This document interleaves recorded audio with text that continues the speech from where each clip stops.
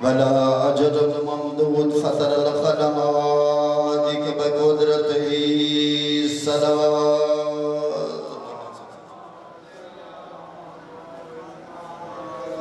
والصلاة والسلام على النبي الأمي المكي المدني البتهي الأبتهي التهامي سراج المسيح لكوكب بدري سيد الوقار والسكينة المدفون بالأرض المدينة العبد المؤيد والرسول المسدد المصطفى الأمجد والمحمود الأحمد صلوات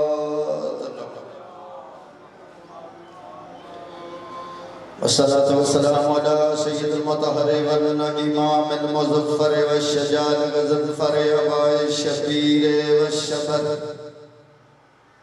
قاتل مرحب بلندر قاسم توبا وسفر مولانا ومولى الثقلين أمير المؤمنين نار حیدری أما بعد فقد قال الله تبارك وتعالى في كتابه المجيد والفرقان الحميد وهو أصدق الصادقين وقوله الحق بسم الله الرحمن الرحيم قل إن كنتم تحبون الله فاتبعوني يحببكم الله ويغفر لكم ذنوبكم واللہ غفور رحیم صلوات بابا سے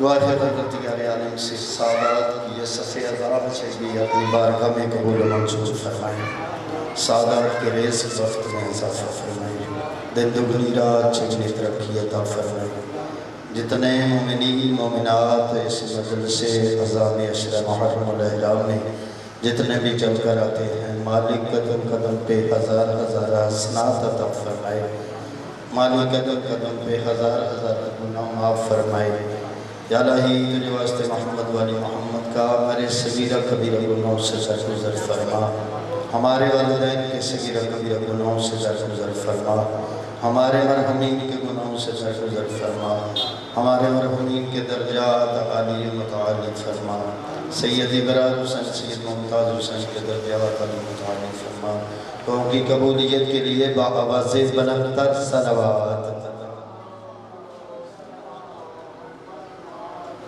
میرے نہایت اور احترام بزرگ دوستو کہ میں نے آپ کے سامنے قرآن مجید والفرقان الحمید اللہ کی دارائے بیان کتابیں سے ایک آیہ مجیدہ کو وہ تلاوت کرنے کا شرف حاصل کیا ہے جس طرح کہ یہ عشر محرم الاحرام کا عنوان ہی اسی آیت کو قرار دیا ہے کہ اللہ فرما رہے ہیں قل میرا حبیب کہہ دو ان کنتم تحبون اللہ یہ جو لوگ آپ کے پاس آ کر میری محبت کا دعویٰ کرتے ہیں کہتے ہیں ہم اللہ سے محبت کرتے ہیں میرا حبیب ان کو کہہ دو فتبعونی میرا اتباع کرو جب میرا اتباع کرو گے اس کا فائدہ کیا ہوگا یحببکم اللہ پھر تمہیں محبت کے دعوے کی ضرورت نہیں اللہ تم سے محبت کرے گا وَيَغْفِرْ لَكُمْ ذُنُوبَكُمْ اللہ تمہارے گناہ بخش دے گا گناہ معاف کر دے گا وَاللَّهُ غَفُورٌ رَحِيمٌ وہ بخشنے والا مہربان ہے صلوات پڑھے باآواز بلند ہے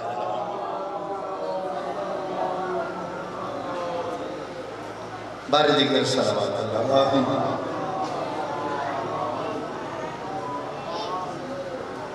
توجہ ہے کہ میرا حبیب یہ بسم اللہ تیرے پاس بیٹھنے والے کہتے ہیں ہم تو اللہ سے بڑی محبت کرتے ہیں تو ان کو کہہ دو اگر اللہ کی محبت کے دعوے دار ہو تو فتبعونی تو میرا اتباع کرو پتہ چل گیا اللہ کی محبت اللہ کی عبادت سے نہیں پتہ چلتا نبی کی اتباع سے پتہ چلتا ہے کہ کتنی اتباع تو کرتا ہے اتنی ہی اس کی عبادت ہوگی۔ تو میں بس اتنی دیر ہی جتنی عمر صاحب تشریف لے آئیں گے، پھر انشاءاللہ آپ کو وہ فضائل معراج کروائیں گے۔ میں کہتا ہوں مجھے تو قربت آنے اللہ ہی سن لیا کرو، کیونکہ ثواب ہے نا کہ اہل بیت علیہ السلام کا ذکر کرنا سننا سنانا ثواب ہے۔ تو آج میں ایک پیغمبر اسلام صلی اللہ علیہ وسلم کے دور سے 3 روایتیں تھے یہاں پہ۔ ایک ہے 700 سال، 700 سال، دوسری روایت ہے 900 سال، تیسری روایت ہے 1000 سال پہلے سے۔ پیغمبر اسلام کے ظہور سے 1000 سال پہلے ایک یمن کا بادشاہ تھا، وہ اپنی سلطنت کے دورے کے لیے نکلا، اور سلطنت کے دورے کے لیے جب نکلا تو 12,000 علماء اور حکماء اس کے ساتھ تھے۔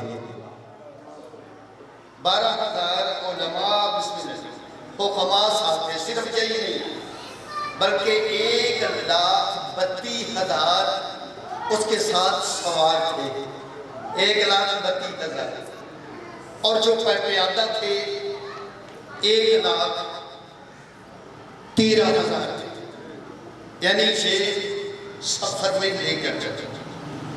تو ظاہر ہے اتنا رش ہوگا، اتنا بڑا قافلہ ہوگا تو لوگ تو دیکھیں گے۔ جہاں سے وہ بادشاہ گزرتا تھا تو لوگ اپنے سٹاپ پہ پہنچ جاتے تھے کہ دیکھیں بادشاہ کی جو جلالت، شان و شوکت، کہ اتنے قافلے کے ساتھ بادشاہ جا رہا ہے۔ لیکن ایک ایسا شہر آیا ہے، ایک ایسا گاؤں آیا ہے جس کے قریب سے گزر کر جانے لگا تو اس بادشاہ نے دیکھا اس گاؤں کے حالات کی بدلے ہوئے ہیں۔ پہلے لوگ بڑے استقبال کے لیے آتے تھے، آج مجھے کو دیکھنے کے لیے آ ہی نہیں رہا۔ تو اس نے کہا کہ جو بندہ جا رہا تھا، بھائی میری بات سنو، اور یہ کیسا شہر ہے، کون سا شہر ہے؟ اس نے کہا مجھے نہیں پتا، یہ مکے کا شہر ہے، یہ مکے کا شہر ہے۔ کہا کہ لوگ میری شان و شوکت دیکھنے کے لیے نہیں آئے، جو جلالت دیکھنے کے لیے نہیں آئے، کیا وجہ ہے؟ جبکہ میں جہاں سے گزرتا ہوں وہاں سے لوگ میرے استقبال کے لیے کھڑے ہوتے تھے، یہاں پہ لوگ کیوں نہیں آئے؟ اس نے کہا بادشاہ سلامت، آپ کی غلط فہمی ہے۔ کہا کیا ہوا؟ کہا تو کہہ رہا ہے نا یہاں کے لوگ آئے کیوں نہیں؟ تجھے نہیں پتا کہ اس گاؤں میں، اس شہر میں ایک اللہ کا گھر ہے جسے خانہ کعبہ کہتے ہیں۔ بسم اللہ کریں، بسم اللہ کریں۔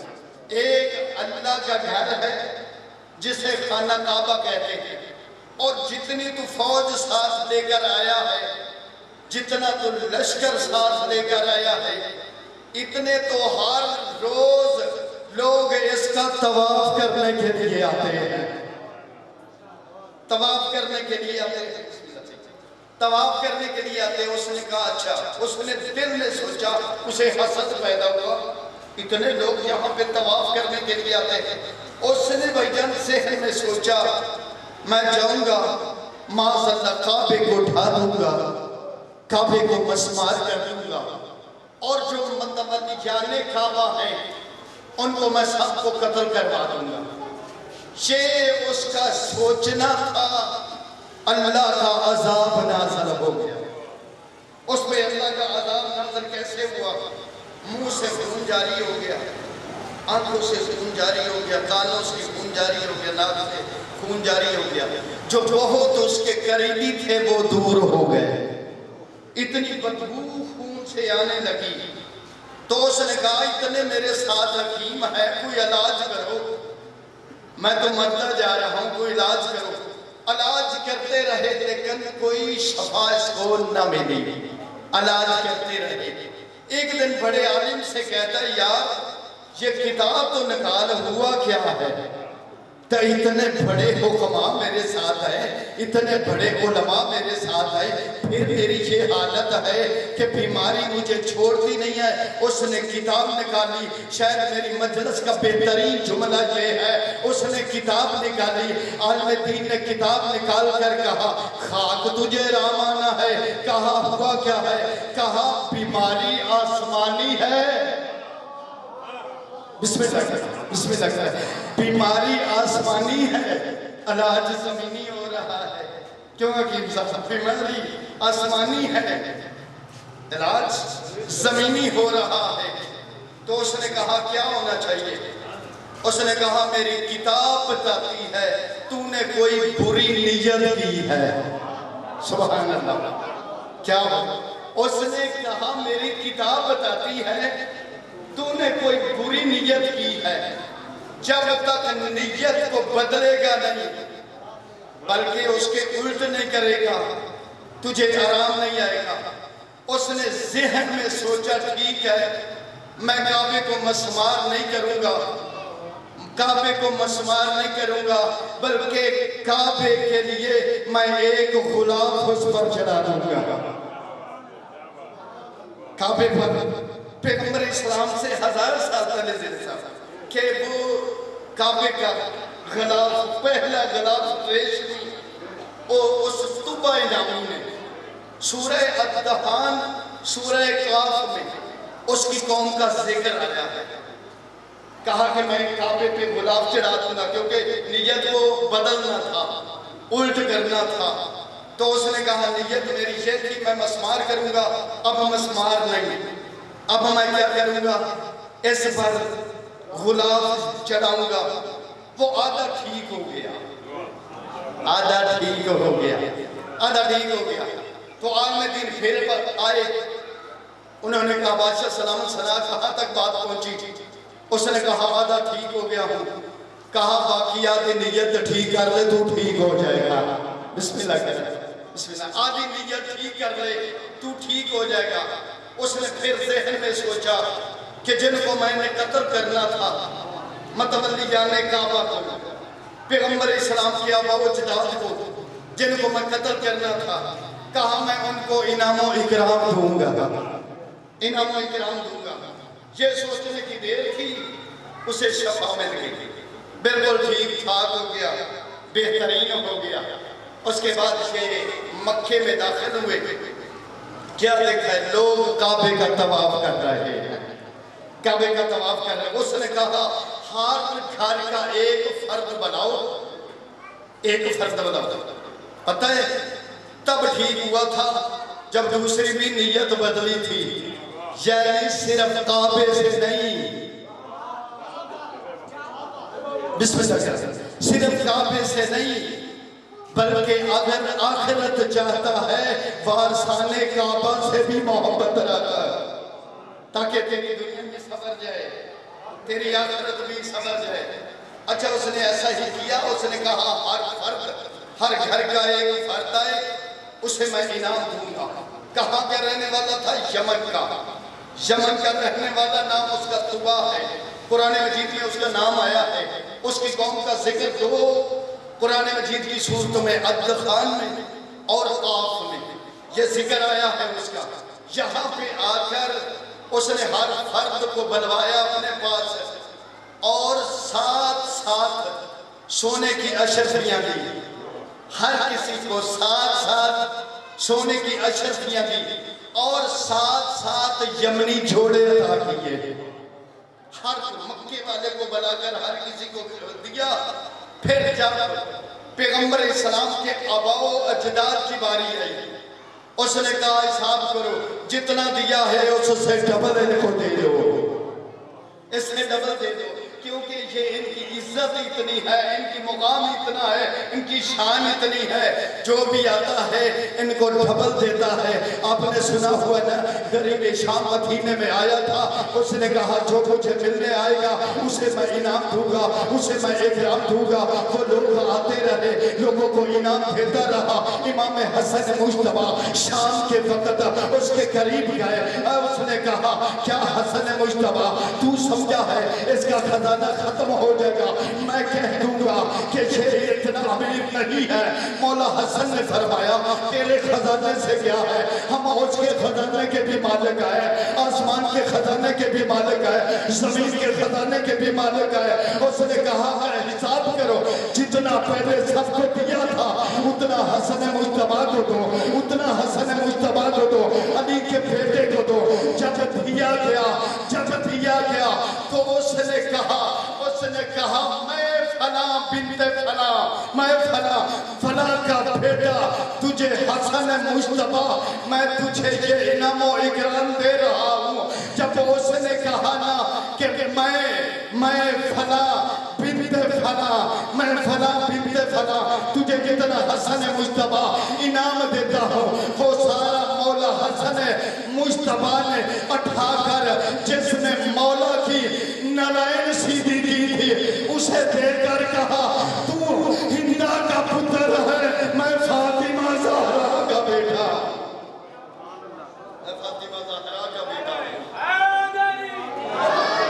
تو ہندا کا بیٹا ہے، میں فاطمہ زہرا کا بیٹا ہوں۔ یہ تو ہم اپنے نوکروں کو اتنا تھا کر دیتے ہیں۔ بات یاد ہے کہاں پہ پہنچے تھے؟ ڈبل دے دیا، یہاں سے دے کر پھر چلتا ہوا اس جگہ پہ پہنچا جہاں پہ آج مدینہ ہے۔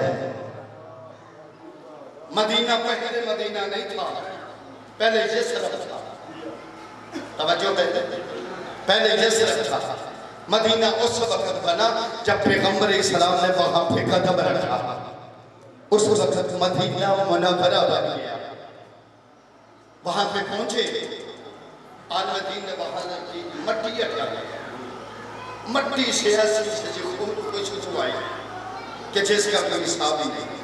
پھر اس نے ایک پتھر اٹھایا، دوسرا پتھر اٹھایا، تیسرا چوتھا پانچواں پتھر اٹھایا، پھر اس کو کہا بادشاہ سلامت ہے، جتنی تیری سلطنت ہے، جتنی تیری بادشاہی ہے، جس کا اس جگہ پہ یعنی ظہور ہوگا، جو یہاں پہ ہجرت کر کے آئیں گے، تیری سلطنت اس کے حساب سے کچھ بھی نہیں ہے۔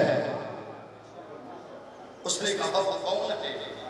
کہا اللہ کا آخری نبی آئے گا، یہاں پہ رہے گا۔ اس نے کہا ٹھیک ہے، جو معتبر عالم دین ہیں کتنے ہیں؟ انہوں نے کہا جی 400 ہیں۔ تو اس طبہ نے کیا کہا؟ اس نے کہا یہ 400 گھر بنوا دوں۔ توجہ ہے، خرچہ تو اٹھاتے نہیں لگنا، میرے نام بولو گے تھوڑا جا۔ طبہ نے کیا کیا؟ 400 گھر علماء کے لیے بنوائے۔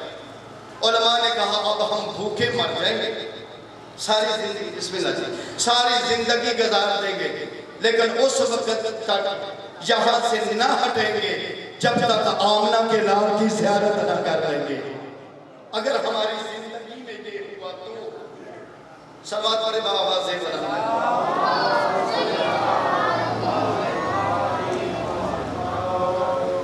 بارے جی کی صلوات۔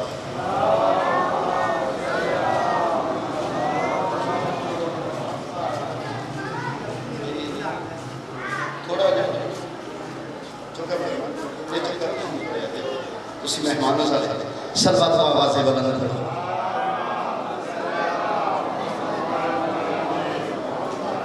تو اس دور میں طبہ نے کیا کیا؟ 1-2 منزلہ مکان بنوایا۔ انہوں نے کہا یہ 400 تو ہمارے گھر ہو گئے۔ بندے سوچ دل کر دیا سی بھی ہوتے ہیں، اللہ تو آنوے تھے کیا کہیں گے کہ طبہ نے 400 گھر علماء کے لیے بنوائے، اور ایک ڈبل منزلہ مکان بنایا. علماء نے پوچھا یہ کس کے لیے ہے؟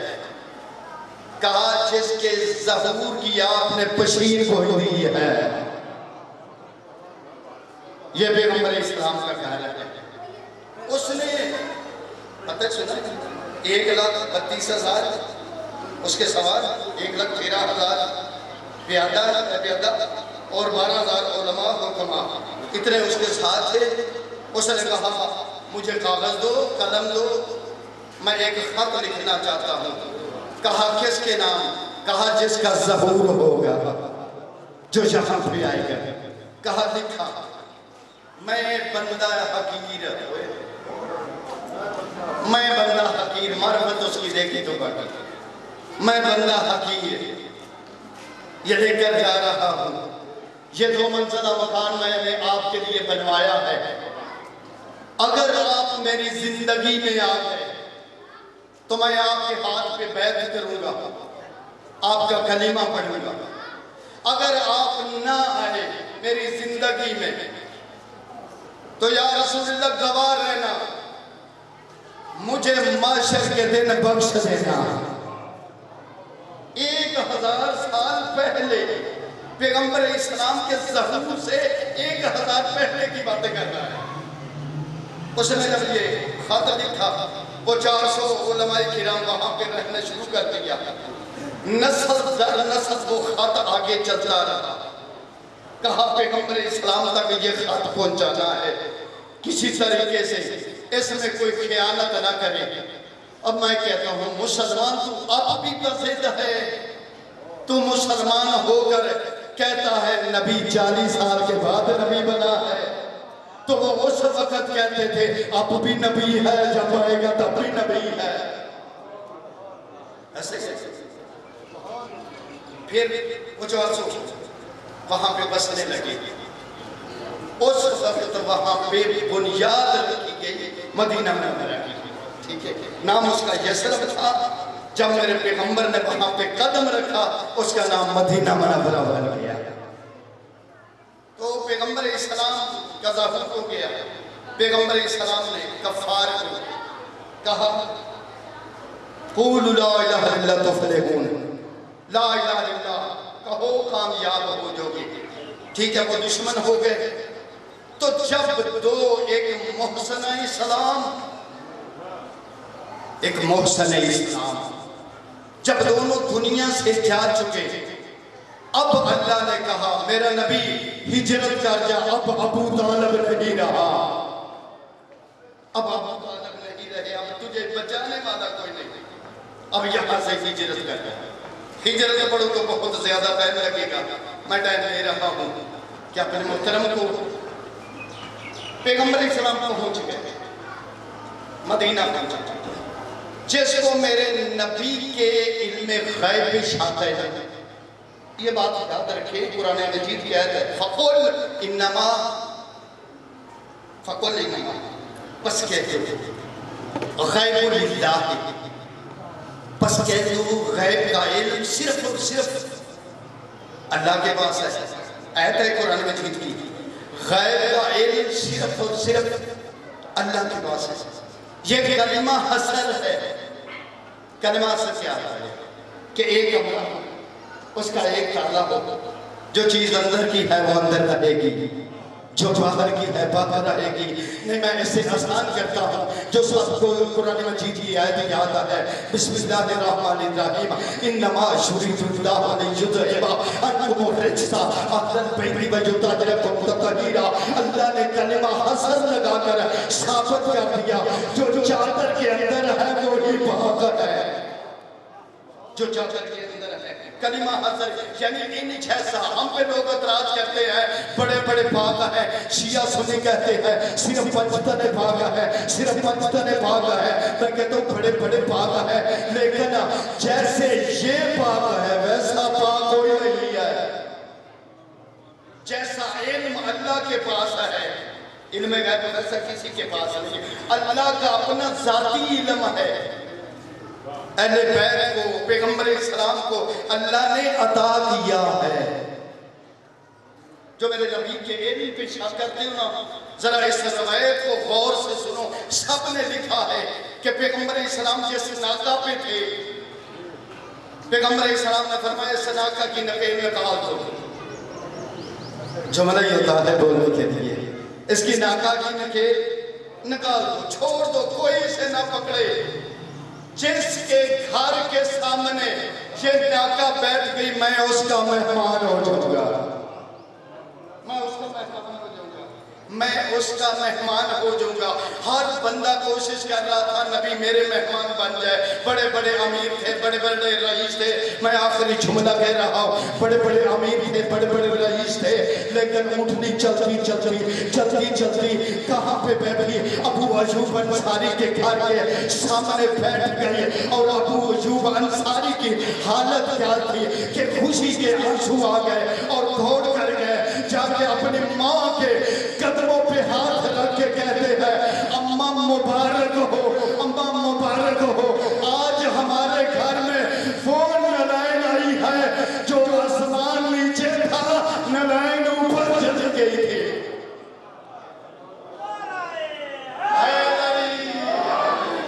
ابو ایوب انصاری کی والدہ نے سنا، چیخے مار کے روئی ہے. ابو ایوب انصاری کی ماں جمعہ صاحب کہا کہ اماں کیوں رو رہی ہو؟ کلی رحمت ہمارے گھر آئی ہے، کلی رحمت ہمارے گھر آئی ہے. اماں کیوں پریشان ہو، اماں کیوں رو رہی ہو؟ اس نے کہا بیٹا رہوں نہ تو کیا کروں، کلی رحمت ہمارے گھر آئی ہے. میں اس کا والشمس والضحیٰ چہرہ دیکھ ہی نہیں سکتی، میں چہرہ دیکھ ہی نہیں سکتی. میں نبی نہیں ہوں. جب یہ آواز میرے پیغمبر صلی اللہ علیہ وسلم کے کانوں پر آواز پڑی ہے تو پیغمبر اسلام نے فرمایا میرے اللہ، میں اتنی دیر تک ابو ایوب انصاری کے گھر قدم نہیں رکھنا جتنی دیر تک اس دی والدہ کی بنائی واپس نہ آ جائے. یہ کہنے کی دیر تھی، ادھر سے بنائی واپس آئی. آ کر پیغمبر اسلام کے قدموں پہ ہاتھ لگا کر ابو ایوب انصاری کی والدہ کہتی ہے میرا بیٹا آپ پر قربان ہو. آپ کی بڑی مہربانی کہ آپ ہمارے مہمان بنے ہوئے ہیں. ہجرت پیغمبر اسلام نے بھی کی تھی، ہجرت مولا حسین نے بھی کی تھی. آج رکھو میرے اللہ محرم ہے، آج 2 محرم ہے. جب مولا حسین علیہ السلام نے ودا کیا فرمایا نانا ہجرت آپ نے بھی کی تھی، بس ایک ہی جملہ ہے، ایک آنسو آجے کافی ہے، ہجرت میں بھی کر رہا ہوں. نانا آپ کی ہجرت میں میری ہجرت میں فرق ہے. نانا جب آپ ہجرت کر کے گئے تھے لوگوں نے پھولوں سے استقبال کیا تھا. نانا میں جا رہا ہوں، نانا کوئی تیر مارے گا، کوئی تلوار مارے گا، کوئی نیزہ مارے گا. نانا میں جا رہا ہوں جنگل میں اپنے پیارے پیاروں کی بس رہے گا.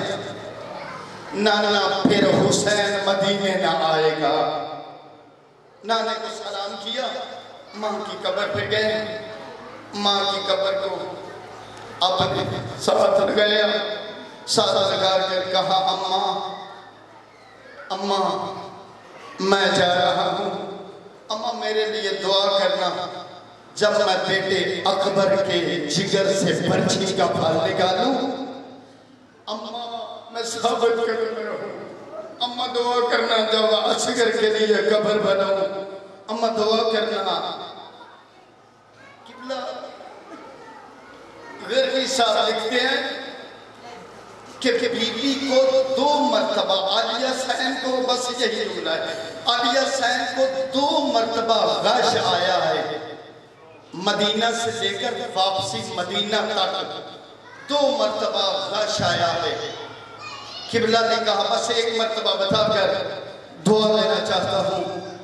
2 محرم کو جب کربلا کے میدان میں پہنچے، غبار اٹھا، بی بی چیخے مار کے روئی، بی بی بے ہوش ہو گئی، اور بی بی جب ہوش آیا نا، جب مولا حسین نے پوچھا آپ بے ہوش کیوں ہو گئے، کہا حسین مجھے پتہ نہیں ہے، اس خاک سے تیرے خون کی خوشبو آتی ہے۔